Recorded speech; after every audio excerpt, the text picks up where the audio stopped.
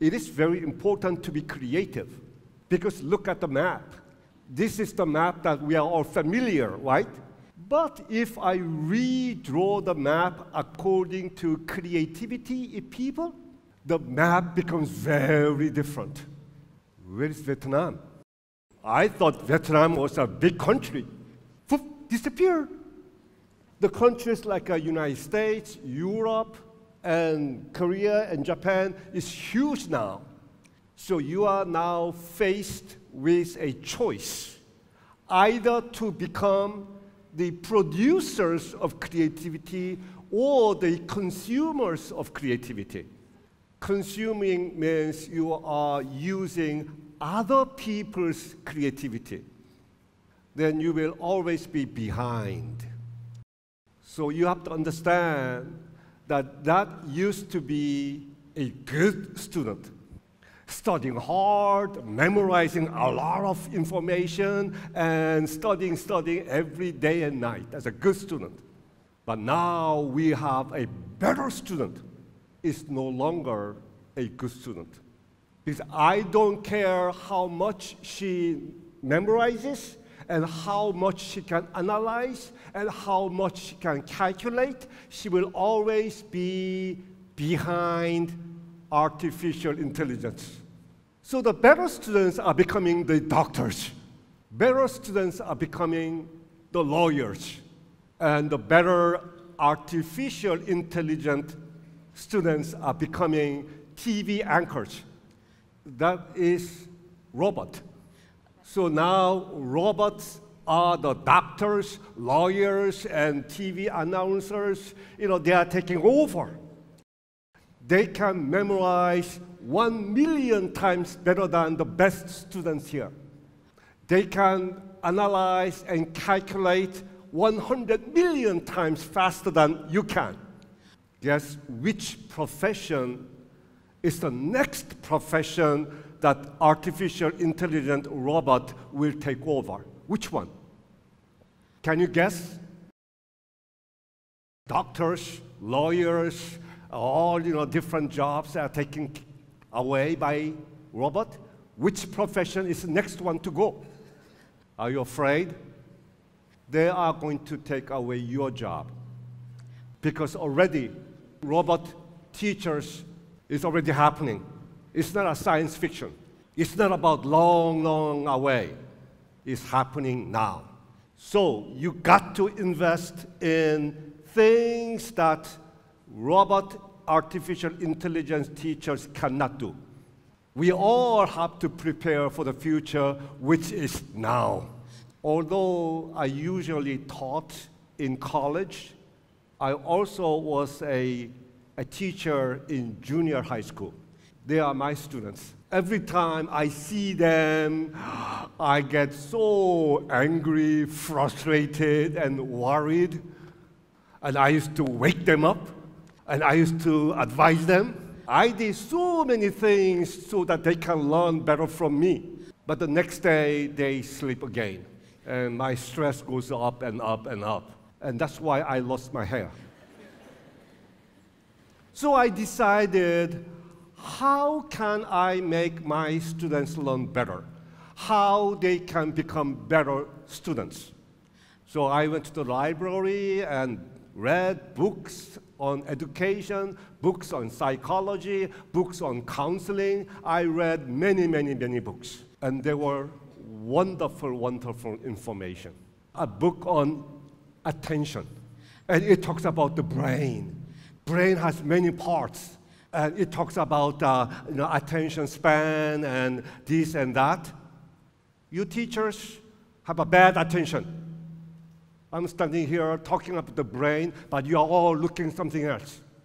But what I realize is that if something is moving, if there's a noise, if there is something bright, people's attention automatically go there.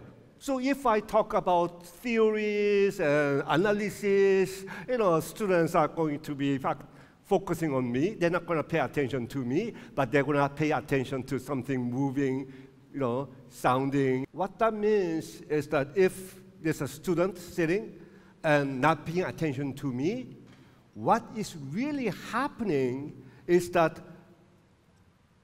from all different areas around him, different things are competing for his attention. So if he is not paying attention to me, then I lost in the competition.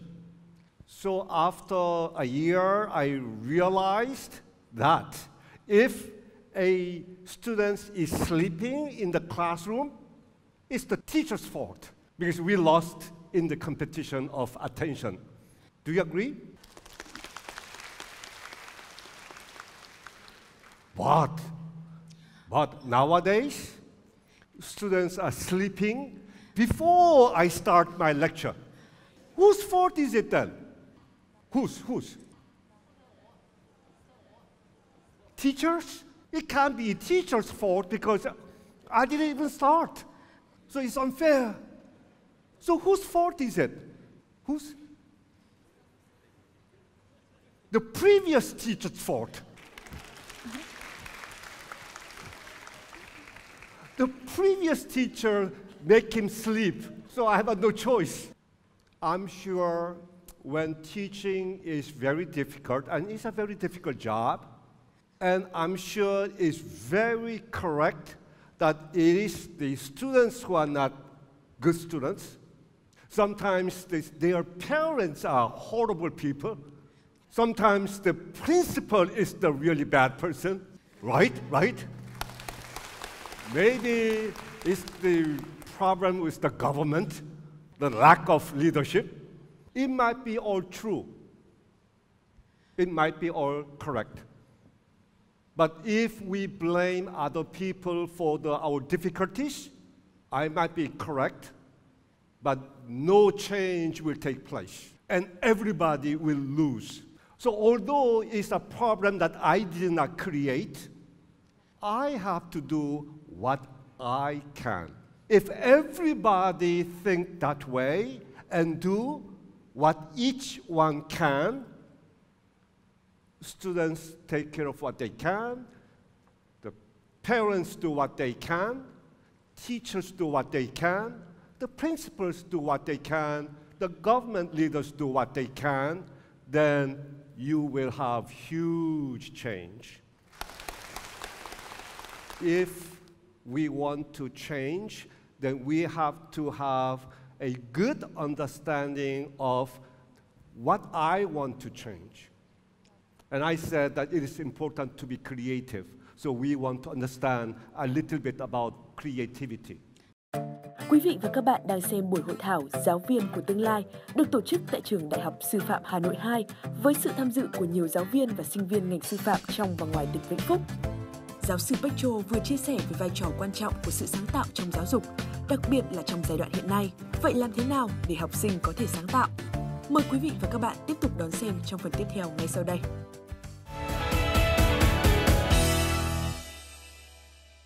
Creativity is so many things are involved. Too many. So I kind of organized into 6 important groups. Number 1 is basic knowledge. In creativity, you also need some knowledge. That's the basic. It's good enough. We need thinking as well, but fuzzy thinking. And we need a sense of curiosity, a sense of adventure. When you are willing to take risk, then there is a chance that you are going to fail. A person who fails and say, I give up, will never become creative. You challenge something new, which nobody did it, therefore risk of failure is high, so you can fail, but you have to re-challenge again, and that is called positive thinking. So after you put those 5 elements, then you have to get rid of 2 barriers. That's a fear of failure, that every problem has one right answer. That's a closed-up mind. All right, then you end up with the empty space where the 6th element will go. So what should be the 6th element? What do you think? 6th. Anybody? You need the basic knowledge, fuzzy thinking, sense of curiosity, sense of adventure, positive thinking.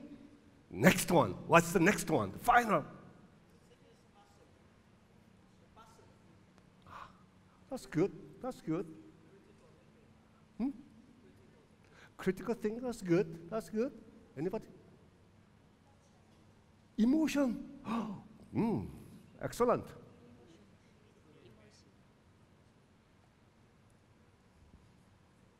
No. That empty spot, you leave it empty. You don't want to cram more and more stuff inside your student's head. Do you understand? That is called slack. Slack is a space, an ability to accommodate and assimilate new thoughts. That empty slot is the ability to communicate and empathize. You know there are people who are full with his own thinking, right? And they will not listen to you. Or there are people who say, oh, I'm busy, I have so many things to do, and they will not share anything with you. Then you are going to end up with a very small creativity. Big creativity is when people share ideas and they communicate and they discuss. We call brainstorming. And that empty space is way that you allow your students to grow and mature. So you allow your students to create their lives. That is the space where they will dream about their future and have a vision for the society and for the future. But sometimes we like the students who is all A student, the best students. That looks like a best students to you?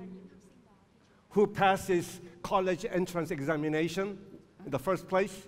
But think about it. These students know a lot of things, but all that person knows is what is already in the textbook, an old information, and someone else's ideas.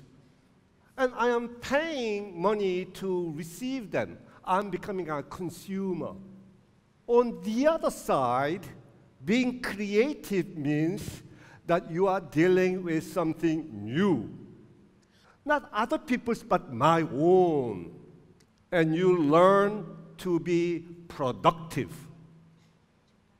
If a student goes through life from kindergarten to high school to college for 15, 16, 20 years, being a consumer, then after graduating school and going to the society, they continue to become consumers, not productive member of the society. Creativity in school is not about making things, but teaching children the way to live, way to be productive member of the society, to make contribution to the society. Creativity is way of thinking and way of living.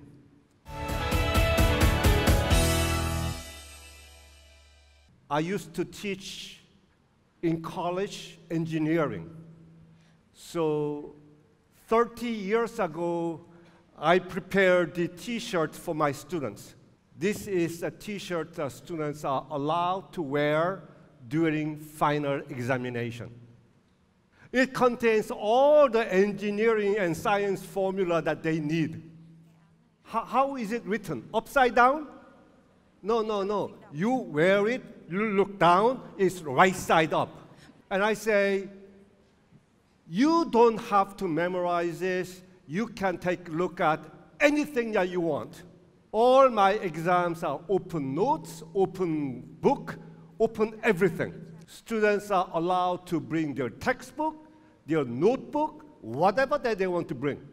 Memorizing is no longer a sign of a good student. Every information that you need, you have on your fingertip. So we need something different. And creativity is one of the two things that is needed. I have a question for you. If you see this kind of picture and students say, me, me, me, what do you think is happening? Why is students raising their hand? Maybe teacher asked the question and students say, me, let me answer the question, right? Is that right? Then that classroom is a bad classroom. If this is the best classroom, when we see this kind of thing, me, we need to say, whoa, students want to ask me the questions. Answering questions is robots will do it for you. Asking the right question is the beginning of creativity. So we have to make sure that we allow questions in class. That's how you cultivate the sense of curiosity. Then we have to allow mistakes. Instead of punishing students for making mistakes, we need to celebrate if they make mistake. If they become afraid to make mistakes, they will never try anything new. So in order for that to happen, we have to choose to be positive.